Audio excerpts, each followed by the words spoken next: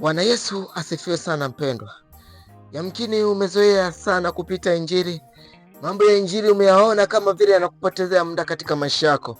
Lakini ujumbe huu ukiupita, yamkini utakuja kukumbuka mbeleni na kulia kwa uchungu kwamba laiti kama ningechukua hatua leo.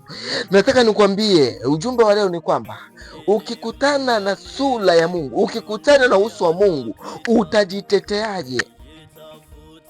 Kila unachokifanya katika maisha yako mpendwa, kimeandikwa. Kiwe ni kizuri, kiwe ni kibaya, kimeandikwa. Kwa hiyo sijajua ni kitu gani, ni maisha gani ulionayo katika maisha yako. Kila unachokifanya kimeandikwa. Utajiteteaje? Utajiteteaje ikiwa unasomewa kitabu kinafunguliwa kwamba hiki ulifanya, hiki ulifanya, hiki hapa ulikataa Injili, hapa ulimkataa Kristo, hapa ulikosa kutii watumishi, hapa ulikosa kutii neno. Utajiteteaje? Kila unachokifanya mpendwa, kimeandikwa. Ikiwa utakataa kutubu leo, utakuwa mgeni wa nani? Kitabu kikifunguliwa, hukumu inasomwa, hakuna sehemu utajitetea, hakuna sehemu utakimbilia, kwa sababu kila unachokifanya kimeandikwa. Muda huu ni muda wa kutubu. Muda huu ni muda wa kumrejea Kristo. Kama kuna sehemu bado hujasimama imara, mrejea Kristo. Mrejea Kristo sasa. Ni muda wa kutubu sasa. Ni muda wa kurejea kwa Kristo sasa. Wakati unaisha, hakuna wakati mwingine zaidi ya sasa. Oh, Jesus. Kuna wakati utafika, utatamani kuhubiriwa Injili, hautampata wa kuhubiria. Utatamani upate hata neno, andiko litakalo kutia moyo, andiko litakalo kuokoa. Hautapata muda, hautalipata hilo andiko. Kwa muda ulionao ni sasa. Muda wa kumpokea Kristo ni sasa. Muda wa kuokoka ni sasa. Hakuna wakati mwingine zaidi ya sasa.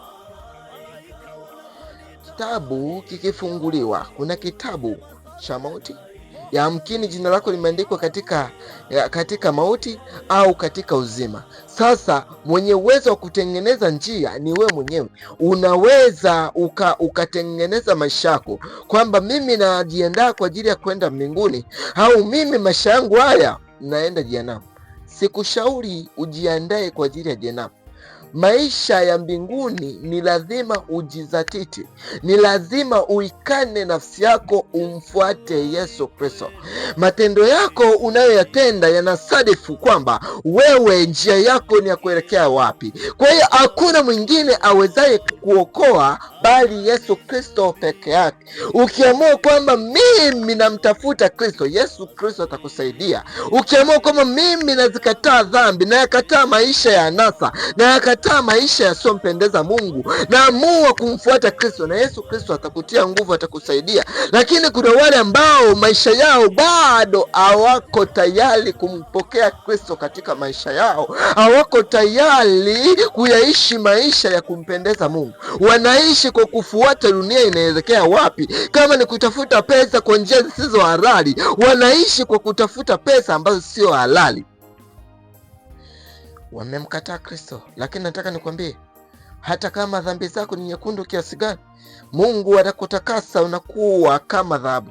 Anakutakasa unakuwa mweupe. Mungu anakutakasa. Hakuna mwingine awezaye kututakasa ila Yesu Kristo. Hivyo mpendwa, unaposikia sauti hii, popote pale uliko, yamkini umeanguka, umerudi nyuma kwa namna moja ama nyingine, Yesu Kristo anasamehe dhambi, hata kama ni nyekundu kiasi gani. Mungu atahukumu kila mtu sawasawa na matendo yake.